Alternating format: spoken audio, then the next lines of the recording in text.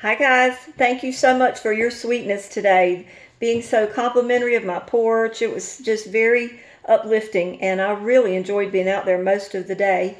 Came in, and as you hopefully saw from my update, the lasagna fixed itself.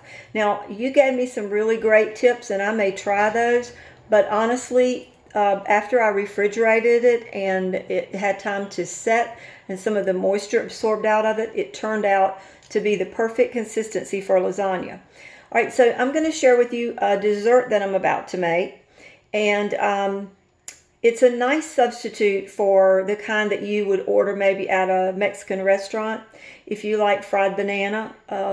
So here's what I'm going to be doing. I have half of a banana and half of a tortilla. Now you may be able to find a lower carb tortilla, but with the pandemic I could only find this particular brand, so I put it in half. Sometimes if I can find the right brand, I do a whole one, but I did a half of one, and this is about 4 grams of carbs. So this is where my carbs come in right here. And I have my go-to granulated sugar substitute. I have my brown sugar substitute, and I have cinnamon, and I have butter.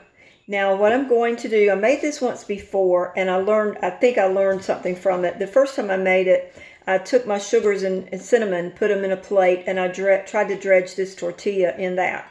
But what I found is that the sugars didn't want to stick to the tortilla.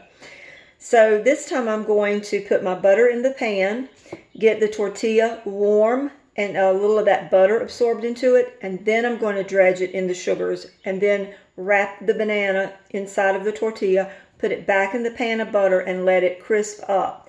When it's done, and I put it on a plate, and it's had just a little bit of time to cool because I like the banana to be warm, but when it has cooled a little bit, I'm going to add a little bit of this, which is 2 grams of carbs per 2 tablespoons, and a drizzle of chocolate syrup. It won't even be a teaspoon, so that's going to be a negligible amount of carbs.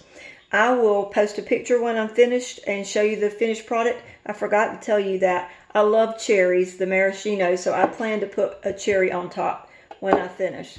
All right, guys, thank you again so much for your kindness, your friendship. We are making it through this, and I am still praying very fervently for those who have been impacted in a very negative way from this pandemic.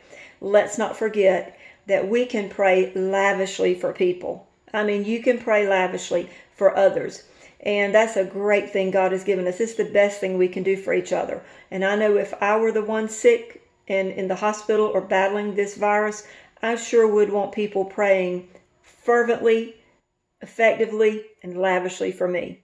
So I try to do that for you. Thank you again for being such great friends, for watching Marsha's Kitchen.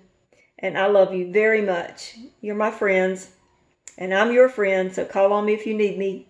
And thanks so much, and thanks to a special someone who fixed my light for me. Bye, guys.